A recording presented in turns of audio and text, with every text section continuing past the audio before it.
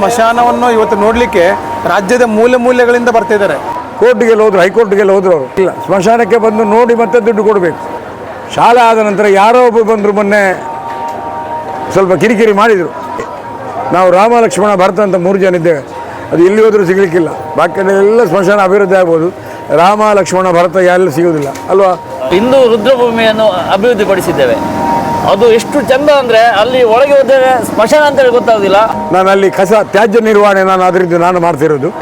ಸುಮಾರು ಒಂದು 40-45 ವರ್ಷದಿಂದ ಒಟ್ಟು ಏನು ಉಜಿರೆಯಲ್ಲಿ ಅಭಿವೃದ್ಧಿ ಕೆಲಸಗಳಾಗ್ತುಂಟು ದನಿಗಳ ನೇತೃತ್ವದಲ್ಲಿ ಅದರೆಲ್ಲ ನಾವಿದ್ದೇವೆ. ನಾವು ಸ್ಮಶಾನಕ್ಕಾಗಿ ಸುಮಾರು ಒಂದು 38ರಿಂದ 40 ಲಕ್ಷ ರೂಪಾಯಿ ಖರ್ಚು ಮಾಡಿದೆವು. ಸ್ವಚ್ಛತೆಯ ದೃಷ್ಟಿಯಲ್ಲಿ ಉಜಿರೆಯ ಪಬ್ಲಿಕ್ ಟಾಯ್ಲೆಟನ್ನು ನಾನು ವಹಿಸಿಕೊಂಡದ್ದು. ಕಾನ್ಸೆಪ್ಟ್ ಎಲ್ಲ ಒಂದು ಹಳ್ಳಿ ಕಾನ್ಸೆಪ್ಟ್. ಇತ್ಲಕ್ಕಿನ ಚಪ್ಪರ ವಿತರಣಾ ವ್ಯವಸ್ಥೆ ಎಲ್ಲ ನಮ್ದು.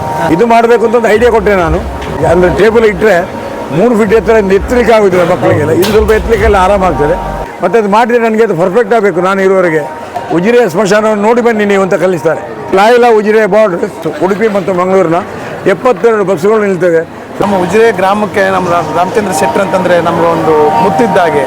ಅವು ಕರ್ನಾಟಕಕ್ಕೆ ಮಾದರಿಯಾಗಿದೆ. 40ರಿಂದ 50 ಬಸ್ಸುಗಳು ಇವತ್ತು ಧರ್ಮಸ್ಥಳದಲ್ಲಿ ನಿಲುಗಡೆ ಆಗ್ತಾ ಇತ್ತು. ಅಂಥ ಬಸ್ಸುಗಳು ಇವತ್ತು ಇಲ್ಲಿ ನಿಲುಗಡೆ ಆಗಿ ಒಂದೇ ಒಂದು ಯೂಸ್ ಆ್ಯಂಡ್ ಥ್ರೋ ಅನ್ನು ಯೂಸ್ ಮಾಡಲಿಲ್ಲ. ನನ್ನನ್ನು ಊಟದ ವ್ಯವಸ್ಥೆ ಕರೆದ್ರೆ ನಾನು ಸುರಿಗೆ ಅವರಿಗೆ ಹೇಳೋದು ಯೂಸ್ ಆ್ಯಂಡ್ ಥ್ರೋ ಇರಬಾರ್ದಲ್ಲಿ. ಸಮಯ ಸೆಟ್ ಮಾಡಿ ಮತ್ತೆ ಕಾರ್ಯಕ್ರಮ ಮಾಡಬೇಕು. ಮತ್ತೆರೆಗ್ಲೇ ನಮಸ್ಕಾರ, ನಾನು ನಿಮ್ಮ ಅಶ್ವಿನ್. ನೀವು ನೋಡ್ತಾ ಇದ್ದೀರಾ ಮಾಣಿಕ್ಯ ಮಿತ್ರ ಬ್ಲಾಗ್ಸ್. ಇವತ್ತಿನ ಇನ್ನೊಂದು ಹೊಸ ವಿಡಿಯೋಗೆ ನಿಮಗೆಲ್ಲರಿಗೂ ಆತ್ಮೀಯವಾದಂಥ ಸ್ವಾಗತ ಸ್ನೇಹಿತರೆ. ಇವತ್ತು ನಾನು ಉಜಿರೆಯಲ್ಲಿದ್ದೇನೆ. ಇಲ್ಲಿ ಉಜಿರೆಯ ಜನಾರ್ದನ ದೇವಸ್ಥಾನ ಉಂಟಲ್ವ, ಇಲ್ಲಿ ಹತ್ತಿರದಲ್ಲಿದ್ದೇನೆ ಸ್ನೇಹಿತರೆ. ಈಗ ದಕ್ಷಿಣ ಕನ್ನಡ ಜಿಲ್ಲೆಯಲ್ಲಿ ಬಹಳಷ್ಟು ಹೆಸರುವಾಸಿ ಆಗ್ತಾ ಇರುವಂಥ ದೇವಸ್ಥಾನ ಅಂದರೆ ಇಡೀ ದಕ್ಷಿಣ ಕನ್ನಡ ಜಿಲ್ಲೆಯಲ್ಲಿ ಒಂದು ಮಾದರಿ ದೇವಸ್ಥಾನ ಅಂತ ನಾವು ಹೇಳ್ಬೋದು. ಸೊ ಹಾಗೆಯೇ ಈ ವರ್ಷದ ಕಾರ್ಯಕ್ರಮ ಅಂತ ಹೇಳುವಾಗ ಸ್ವಚ್ಛತೆ ಮತ್ತು ವ್ಯವಸ್ಥೆಯ ಬಗ್ಗೆ ಎರಡು ಮಾತನಾಡಲಿಕ್ಕಿಲ್ಲ. ಬಹಳ ಅದ್ಭುತವಾಗಿರುವಂಥ ವ್ಯವಸ್ಥೆಗಳು. ಹಾಗೆಯೇ ಈ ವ್ಯವಸ್ಥೆಯ ಬಗ್ಗೆ ನಮ್ಮ ಜೊತೆ ಮಾಹಿತಿ ಹಂಚಿಕೊಳ್ಳಲಿಕ್ಕೆ ಒಬ್ಬರು ವಿಶೇಷವಾಗಿರುವಂಥ ವ್ಯಕ್ತಿ ನಮ್ಮ ಜೊತೆಗಿದ್ದಾರೆ ಸ್ನೇಹಿತರೆ. ಹಾಗಾದರೆ ಅವರನ್ನು ಆತ್ಮೀಯವಾಗಿ ಸ್ವಾಗತ ಮಾಡಿಕೊಂಡು ಇವತ್ತಿನ ವಿಡಿಯೋದಲ್ಲಿ ಸಂಪೂರ್ಣವಾಗಿರುವಂತಹ ಮಾಹಿತಿಗಳನ್ನು ಪಡ್ಕೊಂಡು ಬರುವ ಬನ್ನಿ ಸ್ನೇಹಿತರೆ. ಸರ್ ನಮಸ್ತೆ. ನಮಸ್ತೆ. ನಿಮ್ಮ ಹೆಸರು ಸರ್? ನಂದು ಕೆ ರಾಮಚಂದ್ರ. ಭೋಜನ ಶಾಲೆ ಈ ವ್ಯವಸ್ಥೆಯನ್ನೆಲ್ಲ ನೋಡ್ತಾ ಇದ್ದೇವೆ. ಸೊ ಇದನ್ನೆಲ್ಲ ಯಾರು ಸರ್ ಮಾಡಿರುವಂಥದ್ದು? ಇದು ಊಟದ ಹೊರಗಿನ ವ್ಯವಸ್ಥೆ ಎಲ್ಲ ನಮ್ಮದು. ಒಳಗಿದ್ದು ಅರುಣ್ ಕುಮಾರ್ ಅಂತೇಳಿ ದಿಶಾ ಅವರೆಲ್ಲ ಒಳಗಿದ್ದು ನೋಡ್ಕೊಳ್ತಾರೆ. ಹೊರಗಿನ ಕೌಂಟರ್ ಸೆಟ್ಟಿಂಗ್ ಎಲ್ಲ ನಮ್ಮದು. ನಾವು ಸುಮಾರು ಒಂದು 40-45 ವರ್ಷದಿಂದ ಈ ಕೆಲಸ ಪ್ರಾರಂಭ ಮಾಡಿದ್ದೇವೆ. ಇಲ್ಲಿ ವಿಶ್ವ ಹಿಂದೂ ಸಮ್ಮೇಳನ ಆಯಿತು 81ಕ್ಕೆ. ಆಮೇಲೆ ರಾಜ್ಯ ಮಟ್ಟದ ಮಕ್ಕಳ ಸಮ್ಮೇಳನ ಆಯಿತು, ರಾಜ್ಯ ಮಟ್ಟದ ಯೋಗ ಸಮ್ಮೇಳನ ಆಯಿತು, ಆಮೇಲೆ ಧರ್ಮಸ್ಥಳದ ನಡಾವರಿ ಆಯಿತು, ಆಮೇಲೆ ಕನ್ಯಾಡಿಯಲ್ಲಿ ನಾಗಮಂಡಲ ಕಾರ್ಯಕ್ರಮ, ಸೂರ್ಯದ ಬ್ರಹ್ಮಕಲಶ, ಸೌತರ್ಕದ ಬ್ರಹ್ಮಕಲಶ, ಮಲೆಬಿಟ್ಟು ಪಜಿರಡ್ಕದ ಬ್ರಹ್ಮಕಲಶವು, ಆಸುಪಾಸಿನ ಎಲ್ಲ ಬ್ರಹ್ಮಕಲಶದಲ್ಲಿ ನಮ್ಮ ದನಿಗಳಾದ ದೊಡ್ಡ ದನಿಗಳು ವಿಜಯರಾಘ ಪಟ್ಟಣರ ನೇತೃತ್ವದಲ್ಲಿ ಯಾವುದು ಗೌರವಾಧ್ಯಕ್ಷ ಸ್ಥಾನ ಅವರಿಗೆ ಇರ್ತದ ಅದರಲ್ಲೆಲ್ಲ ನನ್ನ ಹೆಸರನ್ನು ಹೇಳಿ ಅವರು ಕರ್ಕೊಂಡು ಹೋಗ್ತಿದ್ರು. ಹಾಗೆ ಇದೇ ಅವಕಾಶ ಎಲ್ಲ ನಮಗೆ ಸಿಕ್ಕಿದೆ. ಇದು ನಮ್ಮದು ಉಜಿರೆದ್ದು 3ನೇ ಬ್ರಹ್ಮಕಲಶ. ಹೌದು. ಸೆಟ್ಟಿಂಗ್ ಎಲ್ಲ ನಾನು ಮತ್ತು ನನ್ನ ಈ ಸಾರಿ ಅಂದರೆ ನನ್ನ ಮಗ ಒಂದು 30-35 ವರ್ಷ ಆಗಿದೆ. ಅವನ್ನೆಲ್ಲ ಈ ಕಾನ್ಸೆಪ್ಟ್ ಎಲ್ಲ ಒಂದು ಹಳ್ಳಿ ಕಾನ್ಸೆಪ್ಟ್ ಎಲ್ಲ ಒಂದು. ನಮ್ಮದು ಊಟದ ವ್ಯವಸ್ಥೆ ಮಾತ್ರ. ಚಪ್ಪರದ ವ್ಯವಸ್ಥೆ ಲಕ್ಷ್ಮೀ ಟ್ರಸ್ಟ್, ಹೊರಗಿನ ಚಪ್ಪರ, ಇತ್ಲಕ್ಕಿನ ಚಪ್ಪರ ವಿತರಣಾ ವ್ಯವಸ್ಥೆ ಎಲ್ಲ ನಮ್ಮದು. ಹೌದು. ಅಜಯ್ ಕುಮಾರ್ ಅಂತೇಳಿ ನನ್ನ ಮಗ, ನಾನು ಮತ್ತು ಅವನು ಸೇರಿ ಇದೆಲ್ಲ ವ್ಯವಸ್ಥೆ ಮಾಡಿದ್ದೇವೆ. ಅಂದರೆ ವಾಲಂಟಿಯರ್ ವರ್ಕ್ ಅಲ್ಲ, ಎಲ್ಲ ಪೇಮೆಂಟ್ ವರ್ಕ್ ಸಂಸ್ಥೆಯಿಂದ ದೇವಸ್ಥಾನದಿಂದ ಕೊಡುವಂಥದ್ದು. ಹಾಗೆ ಮಾಡ್ತಾ ಇದ್ದೇವೆ. ಇದಕ್ಕೆ ನಾವು ಅನಧಿಕೃತ 2ನೇ ತಾರೀಕಿಗೆ ಊಟ ಪ್ರಾರಂಭ ಮಾಡಿದ್ದೇವೆ. 3ನೇ ತಾರೀಕು ಗ್ರಹಣ ಆಗಿತ್ತು. ಹಾಗೆ 2 ತಾರೀಕಿಗೆ ಪ್ರಾರಂಭ ಮಾಡಿದ್ದೇವೆ. 2 ತಾರೀಕಿಂದ ನಾಡ್ದು 11 ತಾರೀಕಿನವರೆಗೆ ಅನ್ನದಾಸೋಹ. ಬೆಳಗಿನ ಕಾಫಿ 11:45 8 ಗಂಟೆಗೆ 7:30 ಗಂಟೆಗೆ ಪ್ರಾರಂಭ ಆದರೆ ನಿರಂತರ 11:30 ಗಂಟೆವರೆಗೆ ಅದಿರ್ತದೆ. 11:45 ಅದರ ಊಟ ಇರ್ತದೆ. ಸುಮಾರು ಊಟ 4:15 ಗಂಟೆವರೆಗೆ ಊಟ ನಿರಂತರ. ಈಗ ಒಂದು ಕೌಂಟರ್ ಸೆಟ್ ಮಾಡಿ ಆಯಿತು ನಮ್ಮದು. ಅದರಲ್ಲಿ ನಿರಂತರ ಇರ್ತದೆ. ಮತ್ತು 5:30 ಗಂಟೆಯಿಂದ ವಾಪಸ್ ಕಾಫಿ ಸ್ಟಾರ್ಟ್ ಆಗ್ತದೆ. ಸುಮಾರು 6:45ರಿಂದ 7 ಗಂಟೆಯಿಂದ ಊಟ ಸ್ಟಾರ್ಟ್ ಆಗ್ತದೆ. ಹೌದು. ಸುಮಾರು ನಿನ್ನೆ ಒಂದು 20,000ರಿಂದ ಮೇಲೆ ಊಟ ಮಾಡಿದ್ದಾರೆ 2 ಹೊತ್ತು.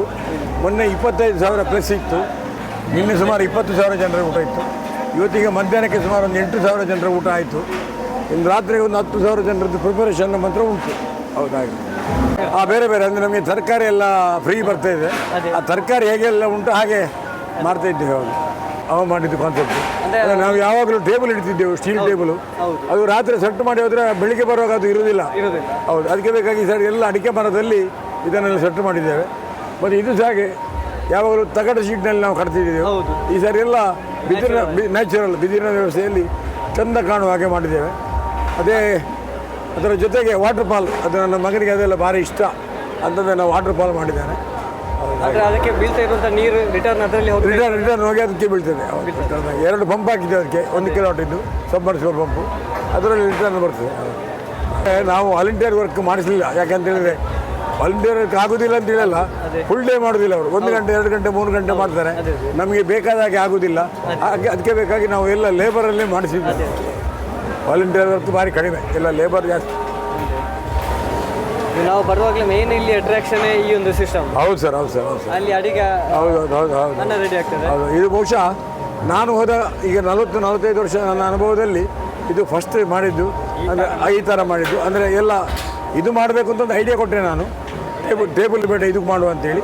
ಹೌದು, ಹಾಗೆ ಅಂದರೆ ಟೇಬಲ್ ಇಟ್ಟರೆ 3 ಫೀಟ್ ಎತ್ತರ ಎತ್ತಲಿಕ್ಕೆ ಆಗೋದಿಲ್ಲ ಮಕ್ಕಳಿಗೆಲ್ಲ, ಇದು ಸ್ವಲ್ಪ ಎತ್ತಲಿಕ್ಕೆಲ್ಲ ಆರಾಮಾಗ್ತದೆ. ಬೇರೆ ಬೇರೆ ಕಡೆಯಲ್ಲೆಲ್ಲ ಕಾರ್ಯಕ್ರಮ ನೋಡ್ತಾ ಇರುವಾಗ ಈ ಕಾನ್ಸೆಪ್ಟ್ ಇಲ್ಲಿವರೆಗೆ ನೋಡಲಿಲ್ಲ. ನಾನು ಮಾಡಲಿಲ್ಲ ಇಲ್ಲಿ, ನಾನು ಮಾಡಲಿಲ್ಲ ಇಲ್ಲಿ, ಮಾಡಲಿಲ್ಲ. ಇವರ ನೇತೃತ್ವದಲ್ಲಿ ಸ್ಮಶಾನ ಒಂದು ನಡೀತದೆ. ಅಷ್ಟು ಚಂದ ಸ್ಮಶಾನ ಅಂದರೆ ಅಲ್ಲಿ ನಾವೊಂದು ಹಿಂದೂ ರುದ್ರಭೂಮಿಯನ್ನು ಅಭಿವೃದ್ಧಿಪಡಿಸಿದ್ದೇವೆ.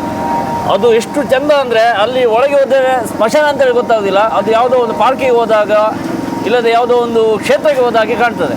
ಅಷ್ಟು ಕ್ಲೀನು, ಅಷ್ಟು ನೀಟ್ನೆಸ್ ಅದರಲ್ಲಿ. ಒಂದು ಚೂರು ಅದು ಖುಷಿ ಆಗ್ತದೆ ಅಲ್ಲಿ ಹೋದರೆ. ಅಷ್ಟೊಂದು ಒಂದು ಯಾವುದೇ ಒಂದು ಇದು ಬರೋದಿಲ್ಲ ಹಾಗೆ. ಇಲ್ಲಿಂದ 2 ಕಿಲೋಮೀಟ್ರು. ನಾವಂದರೆ ನಾನು ಸ್ಮಶಾನ ಅಂತೇಳಿ ನಾನು RSS ಹಿನ್ನೆಲೆಯಿಂದ ಬಂದವ. ನನ್ನ ಹೆಸರು ನಾಗರಾಜ್ ಕಾಮತ್ ಅಂತೇಳಿ. ಅದು ಜಿಲ್ಲಾ ಪಂಚಾಯತ್ನಿಂದ ನಮಗೆ ಶಾಂಕ್ಷನ್ ಆದ ಕೆರೆ. ನಮಗೊಂದು ಕೆರೆ ಕಟ್ಟೆಗೆ ದೇವರು ಹೋಗಬೇಕು, ಉಜಿರೆ ಜನಾರ್ದನ ಸ್ವಾಮಿ ಕೆರೆ ಕಟ್ಟೆ ಉತ್ಸವ ಅಂತ ಆಗಬೇಕು ದೇವರು ಹಿನ್ನೆಲೆಯಲ್ಲಿ ಒಂದು ಕೆರೆ ಮಾಡಿದೆವು. ಕೆರೆ ಮಾಡಿ ತುಂಬ ವರ್ಷ ಆಯಿತು. ಅದು ನಮ್ಮ MLC ಪ್ರತಾಪ್ ಸಿಂಗ್ ನಾಯಕರು ಮೊನ್ನೆ ಒಂದು 10-15 ಲಕ್ಷ ರೂಪಾಯಿ ಇಟ್ಟು ಅದಕ್ಕೆ ತಡೆಗೋಡೆ ಎಲ್ಲ ಮಾಡಿ ದೇವರು ಹೋಗಿ ಕೆರೆಯ ನಡುವಿನಲ್ಲಿ ಕಟ್ಟೆಯಲ್ಲಿ ಕೂತ್ಕೊಂಡು ಅದಕ್ಕೆ ಪೂಜೆ ಆಗಬೇಕು ಅಂತೇಳಿ ಒಂದು ಅಪೇಕ್ಷೆ ಇತ್ತು ನಮ್ಮದು. ಆ ರೀತಿ ಎಲ್ಲ ಮಾಡಿದರು.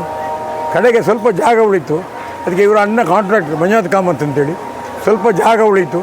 ಅಷ್ಟೊತ್ತಿಗೆ ನಮ್ಮ ಉಜಿರೆ PDO ಬಂದರು, ಗ್ರಾಮ ಪಂಚಾಯತಿದ್ದು, ಅಣ್ಣ ಇದಕ್ಕೆ ಸ್ವಲ್ಪ ಹುಲ್ಲು ಹಾಕುವ ಅಂತ ಹೇಳಿದರು. ಹುಲ್ಲು ಹಾಕಿತ್ತು, ಖಾಲಿ ಹುಲ್ಲಲ್ಲಿತ್ತು.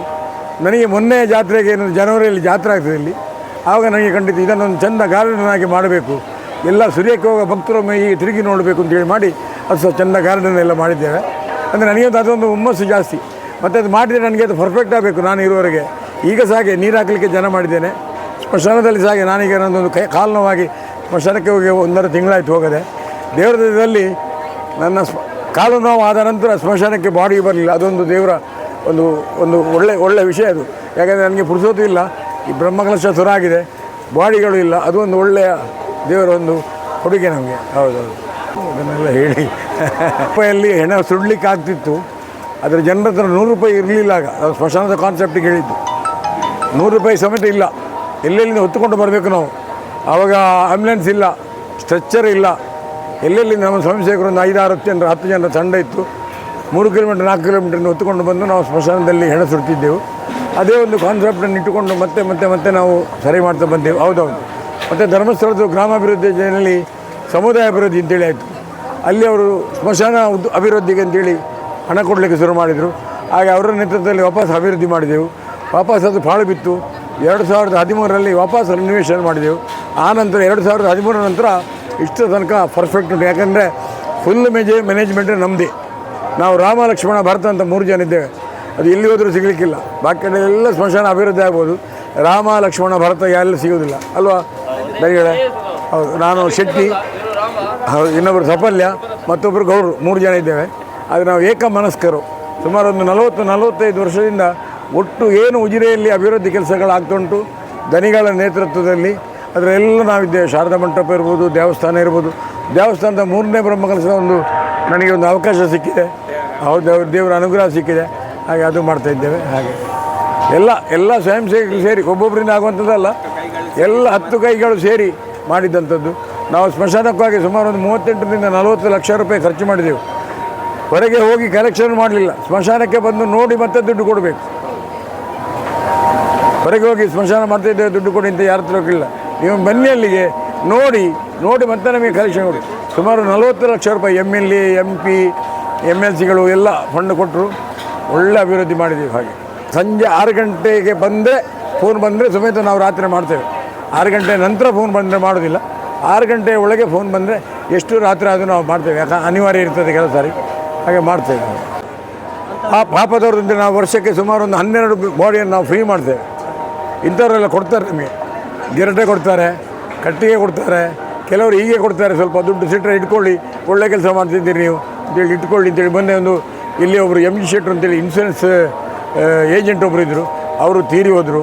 ಅವರ ಮನೆ ಅಂದರೆ ಅವರ ತೀರಿ ಹೋದಾಗ ಅವರ ಮನೆಗೆ ಹೋಗಿ ನಾನು ಅವರ ಕಾರ್ಯ ಮಾಡಿದೆ, ಅದಕ್ಕೆ ಬೇರೆ ದುಡ್ಡು ಕೊಟ್ಟಿದ್ದಾರೆ. ಆದರೂ ಮೊನ್ನೆ ಅವರ ಪುಣ್ಯತಿಥಿ ದಿವಸ 25,000 ರೂಪಾಯಿ ಸ್ಮಶಾನಕ್ಕೆ ಅಂತ ಹೇಳಿಕೊಟ್ರು. ನಾನು ಹೇಳಿದೆ ಈಗ ಅಗತ್ಯ ಇಲ್ಲ ಅಂತೇಳಿ. ಇಲ್ಲ ನೀವು ಇಟ್ಕೊಳ್ಳಿ, ಅಗತ್ಯ ಇರುವಾಗ ಅದನ್ನು ಉಪಯೋಗಿಸಿ ಅಂತ ಹೇಳಿದರು. ಹಾಗೆ ನಾವು ಫ್ರೀ ಮಾಡ್ತೇವೆ. ಕ್ಯಾನ್ಸರ್ ಪೇಷಂಟ್ಗಳು ಏನು ಕೆಲವಂದರೆ ಕಂಪ್ಲೀಟ್ ಏನಿಲ್ಲ, ಅವನ ಹತ್ರ ಏನಿಲ್ಲ, ಕುಟುಂಬದವ್ರ ಹತ್ರ ಎಲ್ಲ ಇರ್ತದೆ, ಕೊಡಲಿಕ್ಕೆ ಅವನು ತಯಾರಿರೋದಿಲ್ಲ, ಅವನ ಹತ್ರ ಯಾವುದಿಲ್ಲ ಅಂತ ಹೇಳುವಾಗ ನಾವು ಅವರಿಗೆ ಸಹಾಯ ಮಾಡ್ತೇವೆ. ಎಲ್ಲ ಮುಗಿತದೆ ಪಾಪ. ಅದಕ್ಕೆಲ್ಲ ಅನಿವಾರ್ಯ ಇರ್ತದೆ. ಕಡೆಗೆ ಲಾಸ್ಟ್ ಪಾಯಿಂಟ್ ನಮ್ಮದು. ಲಾಸ್ಟ್ ಪಾಯಿಂಟ್ ಬರುವಾಗ ಅವ್ರ ಹತ್ರ ಪಾಪ ಎಂತ ಇರೋದಿಲ್ಲ. ಅದಕ್ಕೆ ಫ್ರೀ ಮಾಡೋದಂಥದ್ದು ಉಂಟು ನಮ್ಮದು. ಮಿನಿಮಮ್ ತಿಂಗಳಿಗೊಂದು ಮಿನಿಮಮ್ ಫ್ರೀ ಮಾಡ್ತೇವೆ. ಅದು ಯಾರ ಹತ್ರ ಕೇಳಲಿಕ್ಕಿಲ್ಲ. ನಂದು 1 ಮ್ಯಾನ್ ಶೋ ಕಮಿಟಿ ಉಂಟು, ಆದರೆ ನಂದು 1 ಮ್ಯಾನ್ ಶೋ. ಹೌದು, ಹಾಗೆ ಅವರ ಮನೆಗೆ ಹೋಗಿ ಕರ್ಕೊಂಡು ಬರುವಂಥ ಬೇಕು ಅಂತ ಹೇಳಿದರೆ ನಾವು ಕಳಿಸ್ತೇವೆ, ಆ್ಯಂಬುಲೆನ್ಸ್ ಕಳಿಸ್ತೇವೆ, ಕರ್ಕೊಂಡು ಬರ್ತೇವೆ. ಇಲ್ಲಿ ಎಲ್ಲ ವ್ಯವಸ್ಥೆ ಮಾಡ್ತೇವೆ. ಅಲ್ಲಿ ಸ್ನಾನದ ವ್ಯವಸ್ಥೆ ಉಂಟು, ಎಲ್ಲ ಉಂಟು. ಬಂದವರಿಗೆ ಸ್ನಾನ ಮಾಡಿಸ್ಬೋದು, ಬಾಡಿ ಸ್ನಾನ ಮಾಡಿಸುವ ವ್ಯವಸ್ಥೆ ಉಂಟು, ಎಲ್ಲ ಉಂಟು. ಫೋನ್ ಮಾಡಿ 1 ಗಂಟೆಯಲ್ಲಿ ನಮ್ಮದು ಅಲ್ಲಿ ಎಲ್ಲ ವ್ಯವಸ್ಥೆ ರೆಡಿ ಇರ್ತದೆ. ಹೌದು, ಇದರಲ್ಲಿ ಹೇಳುವಂಥದ್ದಲ್ಲ, ಆದರೂ ಹೇಗೆ ನಡೀತಾ ಉಂಟು ಆ ವ್ಯವಸ್ಥೆಯಲ್ಲಿ ಇದು ಹಾಗೇನೆ ನಮ್ಮದು ಅಷ್ಟು ಒಂದು ಕೆಲಸ ಆಗಬೇಕು ಅಂತೇಳಿದ್ರೆ ಪರ್ಫೆಕ್ಟ್. ಅದು ಹುಷಾರಿಲ್ಲ, ಇನ್ನೊಂದಿಲ್ಲ, ಮತ್ತೊಂದಿಲ್ಲ ಅಂತ ನೋಡಲಿಕ್ಕಿಲ್ಲ. ಈ ವಿಷಯಗಳು ಕೂಡ ಬೇಕು. ಯಾಕೆ ಹೇಳಿದ್ರೆ ಈಗ ಉಜಿರೆ ಎಲ್ಲರಿಗೊಂದು ಮಾದರಿ ಆಗ್ತದೆ. ಹೌದೌದು, ಉಜಿರೆಯಲ್ಲಿ ಏನೆಲ್ಲ ವ್ಯವಸ್ಥೆಗಳುಂಟು ಹೌದೌದು, ಜನರಿಗೊಂದು ಮಾಹಿತಿ ಕೂಡ ಖಂಡಿತ. ನಾವು ಇಲ್ಲಿ ಧರ್ಮಸ್ಥಳಕ್ಕೆ ಇಡೀ ಕರ್ನಾಟಕದವರು ಬರ್ತಾರೆ ಸ್ಮಶಾನದ ಬಗ್ಗೆ ಮಾತಾಡಲಿಕ್ಕೆ. ಅವರನ್ನು ಸುರಿಗೆ ಉಜಿರೆಯ ಸ್ಮಶಾನವನ್ನು ನೋಡಿ ಬನ್ನಿ ನೀವು ಅಂತ ಕಲಿಸ್ತಾರೆ. ಉಜಿರೆಯಲ್ಲಿ ಎಲ್ಲ ವ್ಯವಸ್ಥೆ ಉಂಟು. ಟಾಯ್ಲೆಟ್ ಉಂಟು, ವ್ಯವಸ್ಥೆ, ಶವರ್ನ ವ್ಯವಸ್ಥೆ ಉಂಟು, ಮತ್ತು ಹೆಣ ಸ್ನಾನ ಮಾಡಿಸುವಂಥ ವ್ಯವಸ್ಥೆ ಉಂಟು. ಅದನ್ನೆಲ್ಲ ನೋಡಿ ಬನ್ನಿ, ಒಂದು ಒಳ್ಳೆಯ ವ್ಯವಸ್ಥೆ ಉಂಟು ಅಲ್ಲಿ. ಆ ವ್ಯವಸ್ಥೆಯನ್ನು ಹೋಗಿ ಮಾಡಿ ಹೇಳ್ತಾರೆ. ಆ ಪ್ರಕಾರ ಎಲ್ಲರೂ ಬರ್ತಾರೆ ನಮ್ಮಲ್ಲಿ. ಉಜಿರೆಯಲ್ಲಿಂದ 2 ಕಿಲೋಮೀಟರ್ ದೂರ, ಅಂದರೆ ಲಾಯಲ ಉಜಿರೆ ಬಾರ್ಡ್ರ್. ಉಜಿರೆ ಬಾರ್ಡ್ರ್ ಅದು. ನಾವು ಸ್ಮಶಾನ 74ರಲ್ಲಿ ಶುರು ಮಾಡಿದ್ದೇವೆ. 84ರಲ್ಲಿ ನಮಗೆ ಜಾಗ 1 ಎಕರೆ ಅಲಾಟ್ಮೆಂಟ್ ಆಯಿತು. ಆನಂತರ ಅಲ್ಲಿ 2 ಶಾಲೆ ಆಯಿತು, ಹೈಸ್ಕೂಲ್ ಮತ್ತು ಎಲಿಮೆಂಟ್ರಿ. ಸುಮಾರು ಅಲ್ಲಿಂದ 120 ಮನೆ ಉಂಟು. ಅದರ ಮೊದಲೇ ಇತ್ತು ಅದು, ಅವರೆಲ್ಲ ಅಲ್ಲೇ ಸುಡ್ತಿದ್ದದ್ದು. ಶಾಲೆ ಆದ ನಂತರ ಯಾರೋ ಒಬ್ಬರು ಬಂದರು, ಮೊನ್ನೆ ಸ್ವಲ್ಪ ಕಿರಿಕಿರಿ ಮಾಡಿದರು. ಕೋರ್ಟಿಗೆಲ್ಲ ಹೋದರು, ಹೈಕೋರ್ಟಿಗೆಲ್ಲ ಹೋದರು ಅವರು. ನಾನು ಹೇಳಿದೆ, ನೀವು ಸುರಿಗೆ ಆರ್ಟಿಸಿ 2 ತೆಗೀರಿ, ಶಾಲೆ ಯಾವಾಗಾದದ್ದು, ಸ್ಮಶಾನ ಯಾವಾಗಿತ್ತು ಅಂತ ನೋಡಿ, ಸುರಿಗೆ ಆದದಕ್ಕೆ ಪ್ರಥಮ ಪ್ರಾಧಾನ್ಯತೆ ಕೊಡಬೇಕು. ಮತ್ತು ನನಗೆ ಏನು ತೊಂದರೆ ಇಲ್ಲ, ನೀವು ಕ್ಯಾನ್ಸಲ್ ಮಾಡಿದ್ರು ಮಾಡಿ, ಗಡಿಬಿಡಿ ಇಲ್ಲ ಅಂತ. ಮತ್ತು ಅದು ಈಗ ಅಲ್ಲಿಗೆ ನಿಂತಿದ್ದೇವೆ. ನನಗೆ ಅದರೊಟ್ಟಿಗೆ SDMN ಸಂಸ್ಥೆಯವರು, ನಾನು ಅಲ್ಲಿ ತ್ಯಾಜ್ಯ ನಿರ್ವಹಣೆ ಅದರಿಂದ ನಾನು ಮಾಡ್ತಿರೋದು. ಅಲ್ಲಿ 3 ವಾಶಿಯಲ್ನ ಗೆರಟೆಗಳನ್ನು ನನಗೆ ಫ್ರೀ ಕೊಡ್ತಾರೆ ಅವರು ಈಗ ಸ್ಮಶಾನಕ್ಕೆ. ಅದು ಯಶೋವರ್ಮ ಸರ್ ಇರುವಾಗಲೇ ಮಾಡಿದ್ದು. ಅದೆಲ್ಲ ಶೆಟ್ರಿಗೆ ಕೊಡಬೇಕು, ಪುಣ್ಯ ಕೆಲಸಕ್ಕೆ ಹೋಗ್ತದೆ, ಅದು ಅವರಿಗೆ ಕೊಡಬೇಕು ಅಂತ ಹೇಳಿದ್ದಾರೆ. ಹಾಗೆ 3 ಹಾಸ್ಟೆಲ್ನ ಗೆರಟೆಗಳೆಲ್ಲ ಬರ್ತದೆ. ಇಲ್ಲ ನಮಗೆ 5,000ದಲ್ಲಿ ಬರ್ನ್ ಮಾಡಲಿಕ್ಕೆ ಆಗೋದಿಲ್ಲ. ಈಗಿನ ಕಟ್ಟಿಗೆ ರೇಟು, ಲೇಬರ್ ರೇಟ್ ಎಲ್ಲ ನೋಡಿ. ಅವ್ರದೊಟ್ಟಿಗೆ ನಮ್ಮೊಟ್ಟಿಗೆ ನೋಡಿ ಅವರು ಸಿದ್ಧಾರೊಬ್ಬರು ನಮ್ಮ ಸ್ಮಶಾನದ ಕೆಲಸದಲ್ಲಿ, ಕೆರೆಯ ಕೆಲಸದಲ್ಲಿ. ಅವರಿಂದಾಗಿ ನಮಗೆ ಹೆಸರು, ಅವರ ಹೆಸರು ಯಾರಿಗೂ ಗೊತ್ತಿಲ್ಲ. ಹಾಗೆ ನನ್ನ ಹೆಸರು ಎಲ್ಲರಿಗೂ ಗೊತ್ತುಂಟು. ಹಾಗೆ ಅವರಿಂದಾಗಿ ನಮಗೆ ಹೆಸರು ಬರುವಂಥದ್ದು. ಅವ್ರದ್ದು ಹೆಸರು ಶೇಖರ್ ಪೂಜಾರಿ ಅಂತ. ನಮ್ಮ ಕೆರೆ ಮೇಂಟೈನ್ ಮಾಡಿದವ್ರಿ. ಸ್ಮಶಾನದಲ್ಲಿ ಸಮೇತ ನಮ್ಮದು ಪಕ್ಕ ಯಾವ ಇಲ್ಲದ್ರೆ ಅವರನ್ನೇ ಕಳಿಸಿದ್ದು. ಇನ್ನೊಂದುಂಟು, ನಂದು ಸ್ವಚ್ಛತೆಯ ದೃಷ್ಟಿಯಲ್ಲಿ ಉಜಿರೆಯ ಪಬ್ಲಿಕ್ ಟಾಯ್ಲೆಟನ್ನು ನಾನು ವಹಿಸಿಕೊಂಡದ್ದು. ತಿಂಗಳಿಗೆ 17,000 ರೂಪಾಯಿ ಬಾಡಿಗೆ ಪಂಚಾಯತಿ ಕೊಟ್ಟು, ಇಬ್ಬರು ಲೇಬರ್ ಇದ್ದಾರೆ, ಸುಮಾರು 1,500 ರೂಪಾಯಿ ಲೇಬರ್ ಆಗ್ತದೆ ಇಬ್ಬರಿಗೆ. 2,200 2,300 ಕಲೆಕ್ಷನ್ ಆಗ್ತದೆ. ಕಲೆಕ್ಷನ್ ಮುಖ್ಯ ಅಲ್ಲ, ಅದು ಸ್ವಚ್ಛ ಇರಬೇಕು. ರಾತ್ರಿ ಸುಮಾರು ಎಷ್ಟು ಬಸ್ ನಿಲ್ತದೆ? 72 ಬಸ್ಸು ನಿಲ್ತದೆ ನಮಗೆ. ಬ್ಯಾಂಗ್ಳೂರು ಹೋಗಿಯೋ ಬಸ್ಸು, ಉಡುಪಿ ಮತ್ತು ಮಂಗಳೂರಿನ 72 ಬಸ್ಸುಗಳು ನಿಲ್ತದೆ. ಸುಮಾರು 10:30 ಗಂಟೆ ನಂತರ ಸುಮಾರು 12:30 ಗಂಟೆ ಒಳಗೆ ಅದು ನೋಡಲಿಕ್ಕೆ ಒಂದು ಉಜಿರೆ ಚಂದ. ಲೈನು ನಿಲ್ತದೆ ಅದು. ಹೌದು, ಹೈಟೆಕ್ ಬಸ್ಸುಗಳು. ನನಗೆ ಡೈಲಿ ಒಂದು 500ರಿಂದ 600 ರೂಪಾಯಿ ಫೋನ್ಪೇ ಬೀಳ್ತಾರೆ. ಟಕ್ ಅಂತೇಳಿ 500ರಿಂದ 600 ರೂಪಾಯಿ ಫೋನ್ಪೇ ಬೀಳ್ತಾ ಇರ್ತದೆ. ಎಲ್ಲ ಸ್ವಚ್ಛತೆ ದೃಷ್ಟಿಯಲ್ಲಿ ಮಾಡಿದ್ದಂಥದ್ದು. ಕಾಲೇಜಿನ ತ್ಯಾಜ್ಯ ನಿರ್ವಹಣೆ ಹಾಗೆ ಸ್ವಚ್ಛ ದೃಷ್ಟಿಯಲ್ಲಿ ಮಾಡಿದ್ದಂಥದ್ದು ಹೇಳಿದ್ದು ನಾನು. ಹೌದು. ಆದರೆ ಅದು ಸರ್ ರಾಮಚಂದ್ರ ಶೆಟ್ಟಿ ಅಂತಂದ್ರೆ ವ್ಯವಸ್ಥೆ ಅಂದ್ರೆ ಅವರು ಇವತ್ತಿನ ದಿನದಲ್ಲಿ ಅವ್ರ ನೇತೃತ್ವದಲ್ಲಿ ಎಷ್ಟೋ ಕೆಲಸ ಕಾರ್ಯಗಳಾಗ್ತಿದೆ, ಸಮಾಜಮುಖಿ ಕೆಲಸಗಳು. ಸುಲಭ ಶೌಚಾಲಯ ಇರ್ಬೋದು, ನಮ್ಮ ಸ್ಮಶಾನ ಇರ್ಬೋದು, ಇಂಥ ಒಂದು ಇವತ್ತು ನಮ್ಮ ಉಜಿರೆ ಗ್ರಾಮಕ್ಕೆ ನಮ್ಮ ರಾಮಚಂದ್ರ ಶೆಟ್ಟರ್ ಅಂತಂದರೆ ನಮಗೆ ಒಂದು ಮುತ್ತಿದ್ದಾಗೆ. ಅವರು ಇವತ್ತು ಸಮಾಜಮುಖಿ ಕೆಲಸ ಕಾರ್ಯಗಳು ಯಾವ ರೀತಿ ಅಂತ ಹೇಳಿದ್ರೆ, ಈಗ ಹೊಸದಾಗಿ ಇತ್ತೀಚೆಗೆ ಅವರು ವಹಿಸ್ಕೊಂಡಿರ್ತಕ್ಕಂಥ ಸುಲಭ ಶೌಚಾಲಯ ಇರ್ಬೋದು, ಇವತ್ತು ಮಾದರಿಯಾಗಿದೆ, ಕರ್ನಾಟಕಕ್ಕೆ ಮಾದರಿಯಾಗಿದೆ. ಸಂಜೆ ಸರ್ ಹೇಳಿದಾಗೆ ಒಂದು 40ರಿಂದ 50 ಬಸ್ಸುಗಳು ಇವತ್ತು ಧರ್ಮಸ್ಥಳದಲ್ಲಿ ನಿಲುಗಡೆ ಆಗ್ತಾಯಿತ್ತು. ಅಂಥ ಬಸ್ಸುಗಳು ಇವತ್ತು ಇಲ್ಲಿ ನಿಲುಗಡೆಯಾಗಿ ಪ್ರಯಾಣಿಕರಿಗೆ ರಿಲ್ಯಾಕ್ಸ್ ಮಾಡುವಂಥ ವ್ಯವಸ್ಥೆ ಇಲ್ಲಿ ಉಜಿರೆಯಲ್ಲಾಗಿದೆ. ಅದಕ್ಕೆಲ್ಲ ಕಾರಣೀಭೂತರು ಇವರು. ಅವರ ನೇತೃತ್ವದಲ್ಲಿ ಎಷ್ಟು ಕೆಲಸಗಳಾಗಿದ್ದಾವೋ ಎಲ್ಲ ಕೆಲಸಗಳು ವ್ಯವಸ್ಥಿತ ರೀತಿಯಲ್ಲಿರ್ತದೆ ಮತ್ತು ಸ್ವಚ್ಛತೆ ಇರ್ತದೆ. ಅವರ ಪ್ರಾಮುಖ್ಯತೆಯೇ ಅವ್ರದ್ದು ಸ್ವಚ್ಛತೆ.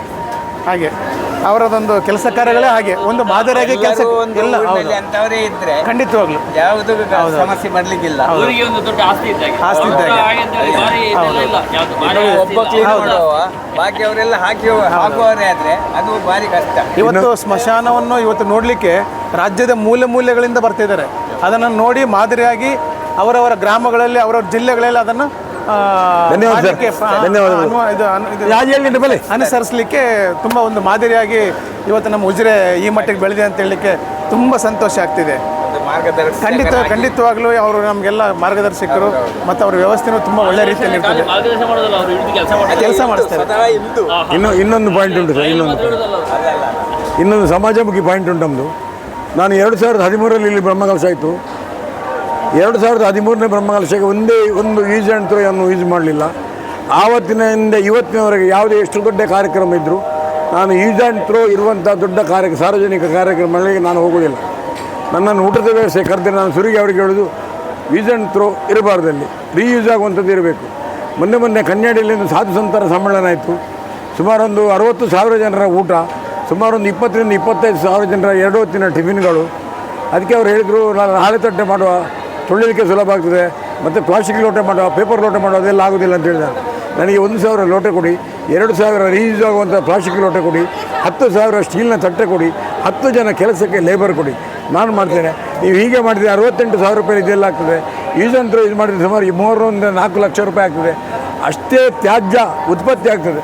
ತ್ಯಾಜ್ಯ ಉತ್ಪತ್ತಿ ಮಾಡುವ ಕಡಿಮೆ ಮಾಡುವ ದೃಷ್ಟಿಯಲ್ಲಿ ಈಗ ಯಾವುದೇ ಯೂಸ್ ಆ್ಯಂಡ್ ಥ್ರೋವನ್ನು ಯೂಸ್ ಮಾಡೋದಿಲ್ಲ. ಇಲ್ಲಿಯೂ ನಾವು ಯಾವುದೇ ಯೂಸ್ ಆ್ಯಂಡ್ ಥ್ರೋ ಯೂಸ್ ಇಲ್ಲ, ಎಲ್ಲ ರೀಯೂಸ್ ಆಗುವಂಥದ್ದು. ನಮ್ಮ ಹತ್ರ 11,000 ಫೈಬರ್ ತಟ್ಟೆಗಳುಂಟು, 2,000 ದೊಡ್ಡ ನೀರಿಗೆ ಮತ್ತು ಮಜ್ಜಿಗೆಗೆ 2,000 ಲೋಟೆಗಳುಂಟು, 1,000 ಟೀ ಕಾಫಿಗೆ ಸ್ಟೀಲ್ ಲೋಟೆಗಳುಂಟು. ಯಾವುದೇ ಯೂಸ್ ಆ್ಯಂಡ್ ಥ್ರೋ ಇಲ್ಲ. ನಮಗೆ ಯೂಸ್ ಆ್ಯಂಡ್ ಥ್ರೋ ತರಬೇಕಿದ್ದರೆ ಸುಮಾರು ಒಂದು 5ರಿಂದ 6 ಲಕ್ಷ ರೂಪಾಯಿದ್ದು ಯೂಸ್ ಆ್ಯಂಡ್ ಥ್ರೋ ಬೇಕಿತ್ತು. ನಮಗೆ ಬರೇ ಕಡಿಮೆ ಖರ್ಚಿನಲ್ಲಿ ಎಲ್ಲ ಕೆಲಸ ಆಗಿದೆ. ಯಾವುದೇ ಯೂಸ್ ಆ್ಯಂಡ್ ಥ್ರೋ ಯೂಸ್ ಮಾಡೋದಿಲ್ಲ. ಅದು ಎಲ್ಲ ಕಡೆಗೆ ಆ ಮಾಹಿತಿ ಹೋಗಬೇಕು, ಹೋದರೆ ಮಾತ್ರ ಸುಲಭ. ಅದನ್ನು ಮಾದರಿಯಾಗಿ ಇಟ್ಟುಕೊಂಡು ಇಲ್ಲಿ ಮಾಡಿದರು. ಮೊನ್ನೆ ಕೊಲ್ಲಿಯಲ್ಲಿ ಬ್ರಹ್ಮಕಲಶ ಆಯಿತು, ಚಂದ್ಕೂರಿನಲ್ಲಿ ಬ್ರಹ್ಮಕಲಶ ಆಯಿತು. ಆವಾಗ ಅವರದೆಲ್ಲ ನಮ್ಮದನ್ನು ಮಾದರಿಯಾಗಿ ಇಟ್ಟುಕೊಂಡು ಯಾವುದೇ ಯೂಸ್ ಆ್ಯಂಡ್ ಥ್ರೋವನ್ನು ಯೂಸ್ ಮಾಡದೆ ರೀಯೂಸ್ ಆಗುವಂಥ ಪಾತ್ರಗಳನ್ನೇ ಬಳಸಿಕೊಂಡು ಇದು ಮಾಡಿದ್ದೇವೆ.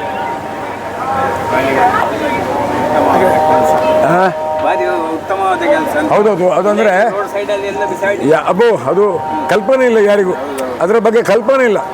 ಇಲ್ಲಿ ಈ ವಾತಾವರಣದಲ್ಲಿ ಹೋಗಿ ನಮಗೆ ಊಟಕ್ಕೆ ಸಂಬಂಧಪಟ್ಟದ್ದು ಎಂಥದ್ದು ಇಲ್ಲ.